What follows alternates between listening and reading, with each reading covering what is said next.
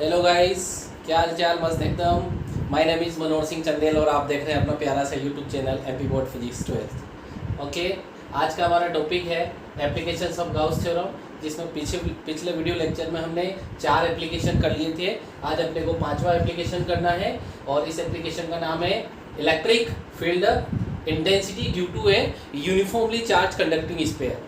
यानी कि एक समान रूप से आवेशित खोखलीय गोले के कारण अपने को विद्युत क्षेत्र की तीव्रता ज्ञात करनी है।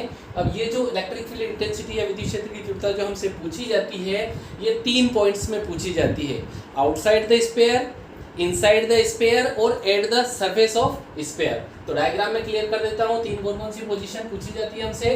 सबसे पहले डायग्राम को राइट करते हैं। हमारे पास ये एक होलो स्फीयर है, इसका सेंटर O है और इस होलो स्फीयर को हमने सरफेस पे जो है प्लस Q चार्ज जो है इस तरह से यूनिफॉर्मली डिस्ट्रीब्यूट करा है। Okay, plus Q charge uniformly distribute है। अब हमसे 3 पॉइंट जो ऑब्जर्वेशन में पूछे जाएंगे कि आउटसाइड, इनसाइड और एट द सरफेस। तो आउटसाइड मान लो हमारे पास यहाँ पर एक पॉइंट है, तो इसके लिए यहाँ से जो है यहाँ तक की डिस्टेंस अपन कंसिडर कर लेते हैं। सपोज यहाँ से लगा के यहाँ तक की जो डिस्टेंस है ये x डिस्टेंस है और x डिस्टेंस पे अपने को जो है यहाँ पे एक पॉइंट P है, जिस पर इलेक्ट्रिक फील्ड इंटेंसिटी अपने को फाइंड आउट करनी है इस स्फीयर की वजह से। तो गाउस थ्योरम का एप्लीकेशन का यही सबसे बड़ा एडवांटेज है कि जिस किसी पॉइंट पर अपने को इलेक्ट्रिक फील्ड इंटेंसिटी फाइंड करनी हो, विद्युत क्षेत्र की तीव्रता ज्ञात करनी हो, तो सबसे पहले उस पॉइंट को सेंटर मान के वहां से हम एक गॉसियन सरफेस कंसिडर कर लेंगे जो कि सिमेट्रिकल होगी। तो यहाँ पर हम सिमेट्रिकल जो गॉसियन सरफेस कंसिडर करेंगे वो हम करेंगे इसमें स्फेरिकल। तो एक स्फीयर के फॉर्म में जो है आउटसाइड हम एक गॉसियन सरफेस कंसिडर करेंगे। ये गॉसियन सरफेस हो गई, गॉसियन सरफेस, घासीय पृष्ठ। अब इस पॉइंट पर यहाँ पर हम जो है इस तरह से स्मॉल फील्ड ds काट देते हैं और यहाँ पे इलेक्ट्रिक फील्ड इंटेंसिटी जो है वो आउटवर्ड्स होगी इस डायरेक्शन में, और इसका जो एरिया वेक्टर होगा वो भी इसी डायरेक्शन में होगा। दोनों के बीच का एंगल 0 डिग्री होगा। ओके, तो सबसे पहले फर्स्ट पॉइंट को राइट करते हैं। इलेक्ट्रिक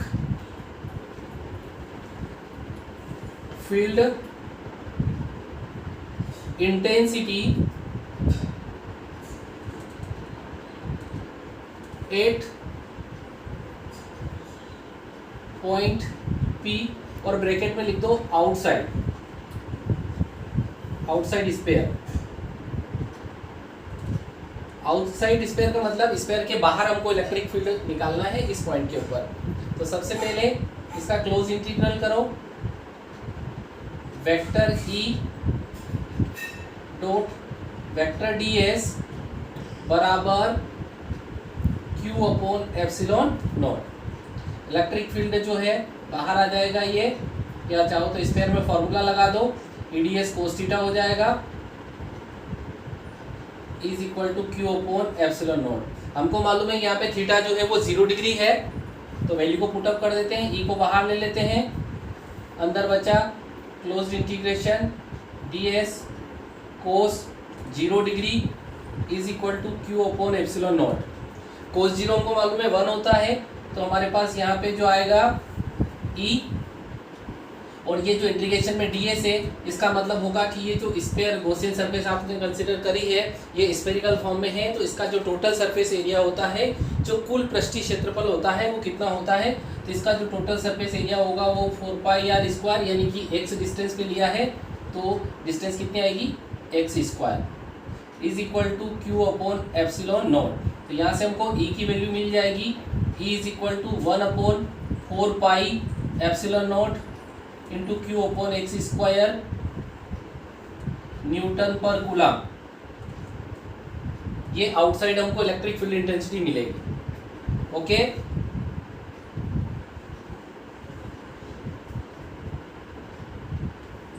अब सेकेंड नंबर पे अगला जो पॉइंट हम ले लेते हैं ऑब्जर्वेशन पॉइंट, वो सरफेस पे ले लेते हैं। तो इसी में ड्रा कर देता हूँ मैं कि ये जो पॉइंट है, अब मान लो हमारे पास यहाँ की बजाय उठ के कहाँ आ जाए, सरफेस पे आ जाए। यहाँ पर ये पॉइंट P आ गया, ये R डिस्टेंस पे आ गया। तो यहाँ पे जो इलेक्ट्रिक फील्ड इंटेंसिटी हम फाइंड आउट करेंगे, तो इसमें जो गॉसियन सरफेस होगी वो गॉसियन सरफेस इसके अराउंड होगी, स्फीयर के अराउंड होगी, इस तरह से एक प्रकार से इसकी सरफेस से बिल्कुल सटी हुई। ओके, तो ये जो गॉसियन सरफेस है, यहाँ पर इलेक्ट्रिक फील्ड इंटेंसिटी निकालेंगे सेकंड पॉइंट में। तो closed integral vector E dot D S is equal to Q upon epsilon naught. अब सरफेस पे भी चार्ज है तो यहाँ से इलेक्ट्रिक फील्ड आ जाएगा और एंगल यहाँ पे भी 0 डिग्री बनेगा। आप देखोगे तो इसमें सेम पोजीशन यहाँ पे भी बनेगी क्योंकि सिमेट्रिकल गॉसियन सरफेस है चारों तरफ। तो ई डी एस इंटीग्रेशन में वेक्टर ई डी एस, तो वेक्टर हटा दो, कोस थीटा आ जाएगा। Cos theta is equal to Q upon epsilon naught. यहाँ पे भी थीटा 0 डिग्री है तो कुल मिला के इलेक्ट्रिक फील्ड इंटेंसिटी आएगी हमारे पास E इंटू डी एस का मान 4 पाई, और डिस्टेंस कितनी है, R डिस्टेंस पे है तो R square is equal to Q upon epsilon naught. तो यहाँ से हमारे पास E की वैल्यू आ गई 1 upon 4 pi epsilon not into Q upon R square. This is equation number second. Now जो थर्ड ऑब्जर्वेशन पॉइंट है वो आ जाएगा हमारा कहाँ पे, इनसाइड स्फीयर। अब थोड़ा सा आप ध्यान देना यहाँ पे कि मान लो मैंने यहाँ पर एक पॉइंट ऑब्जर्वेशन पॉइंट ले लिया। अब इस पॉइंट पर हमको इलेक्ट्रिक फील्ड इंटेंसिटी निकालनी है। ये पॉइंट पहले यहाँ था, फिर सरफेस पे आया, अब इनसाइड लिया। इनसाइड लेंगे तो इसके अराउंड हम जो है गॉसियन सरफेस कंसिडर करेंगे, ये वाली। तो इस गॉसियन सरफेस में आप देखोगे कि चार्ज 0 है। तो चार्ज 0 होने की वजह से इसका जो इंटीग्रेशन होगा vector E dot vector D S बराबर क्यू अपॉन एप्सिलॉन नॉट। तो charge here Q is equal to 0। ऐसी कंडीशन में यहाँ पर जो इलेक्ट्रिक फील्ड इंटेंसिटी आएगी वो भी 0 आएगी, यानी कि इनसाइड होलो स्फीयर के अंदर जो कंडक्टिंग स्फीयर होता है उसके इनसाइड जो इलेक्ट्रिक फील्ड इंटेंसिटी होती है वो 0 होती है। ओके, तो इस तरह से हमने 3 ऑब्जर्वेशन पॉइंट में अलग अलग देखा कि होलो स्फीयर की वजह से जो है इलेक्ट्रिक फील्ड इंटेंसिटी कितनी होती है। आउटसाइड हमने ये यहाँ पे निकाली 1 upon 4 pi epsilon not Q upon x square होती है, यानी कि वो रैपिडली जो है डिक्रीज होती है, इनवर्सली प्रोपोर्शनल होती है आउटसाइड। और सरफेस पे हम देखें तो सरफेस पे भी वो रैपिडली डिक्रीज हो रही है। ये सरफेस पे आ गया यहाँ पे ये वाला फॉर्मूला, और लास्ट में इनसाइड में 0 है। अब इसका अगर हम ग्राफ ड्रा करेंगे तो कुछ इस तरह से बनेगा। वेरिएशन ग्राफ बनाते हैं अपन यहाँ पे, वेरिएशन ग्राफ किसका, E वर्सेस R का, ER ग्राफ बनाएंगे अपन। यानी कि इलेक्ट्रिक फील्ड इंटेंसिटी जो है वो डिस्टेंस के ऊपर किस तरह से इंक्रीज या डिक्रीज हो रही है, उसको अगर ग्राफ के रूप में शो करना हो तो ये हमारा स्फीयर है, इसका सेंटर O है। ये यहाँ पे जो है ये हमने इस पे जो है डिस्टेंस को ले लिया है, यहाँ पर इलेक्ट्रिक फील्ड इंटेंसिटी को ले लिया y एक्सिस पे, और ये इसका ओरिजिन है 0 0। अब यहाँ पे आप देखोगे कि ये जो स्फीयर की सरफेस है यहाँ पर x is equal to r है, और ये जो इलेक्ट्रिक फील्ड इंटेंसिटी है ये 1 upon 4 pi epsilon not into Q upon r square है। अब यहाँ से हम देखेंगे तो जैसे जैसे आगे बढ़ेंगे ये जो इलेक्ट्रिक फील्ड इंटेंसिटी है ये रैपिडली डिक्रीज होगी। ओके, तो ये इसका वेरिएशन ग्राफ है। अब आपको एक बार और रिपीट कर दूं कि होलो स्फीयर में क्या होता है, आपने पूरा देखा, आउटसाइड, इनसाइड और at the surface electric field intensity हम इस तरह से फाइंड आउट कर सकते हैं। अब सपोज एग्जाम में हमको होलो स्फीयर नहीं दिया और उसकी जगह नॉन कंडक्टिंग स्फीयर दे दिया। अब नॉन कंडक्टिंग स्फीयर देंगे तो आपको मालूम है कि जो नॉन कंडक्टिंग मटेरियल होता है उसमें जो चार्ज का डिस्ट्रीब्यूशन होता है, आवेश का जो वितरण होता है वो पूरे वॉल्यूम में होता है, पूरे आयतन में होता है। तो जब बाहर वाली ये वाली पोजीशन सेम रहेगी उसमें आउटसाइड, और सरफेस वाली पोजीशन भी यही फॉर्मूला रहेगा उसमें, केवल जो इनसाइड वाला है, क्योंकि इनसाइड में यहाँ पर हमने देखा था कि होलो के अंदर चार्ज 0 होने की वजह से जो है इलेक्ट्रिक फील्ड इंटेंसिटी 0 हो गई थी। बट जो नॉन कंडक्टिंग स्फीयर होगा उस नॉन कंडक्टिंग स्फीयर में यहाँ पर भी चार्ज होगा, क्योंकि पूरे वॉल्यूम में डिस्ट्रीब्यूट है, तो वहाँ पर हमको वॉल्यूम चार्ज डेंसिटी की आवश्यकता होगी। और ये थर्ड वाला जो पॉइंट है जहाँ पे हमने ये जो 0 लिखा था ये 0 नहीं होगा और इसकी कुछ ना कुछ वैल्यू निकल के आएगी। ओके, मैं आपसे नेक्स्ट क्वेश्चन के बारे में चर्चा कर रहा था कि अगर हमारे पास जो स्पेयर है वो होलो होने की बजाय हमारे पास अगर वो सॉलिड स्पेयर हो जाए, जिसको हम नॉन कंडक्टिंग स्पेयर या कुचाला गोला बोलते हैं, तो उसके कारण जो इलेक्ट्रिक फील्ड इंटेंसिटी, विद्युत क्षेत्र की तीव्रता क्या होगी। तो उसके लिए मैंने डायग्राम को राइट करा है कि जो स्पेयर होगा वो अगर सॉलिड है तो वो पूरे वॉल्यूम में चार्ज डिस्ट्रीब्यूशन होगा, पूरे आयतन में डिस्ट्रीब्यूट होगा। तो इस तरह से हम इसका सेंटर वो लेके पूरे चार्ज को जो है पूरे वॉल्यूम में डिस्ट्रीब्यूट कर देते हैं। ओके, अब आप यह देखेंगे आउटसाइड जो है मैंने एक पॉइंट पी ड्रा करा है। यहाँ पे जो इलेक्ट्रिक फील्ड इंटेंसिटी होगी गाउसियन सरफेस कंसीडर करके वो पिछले क्वेश्चन की तरह होलो स्फीयर की तरह ही होगी।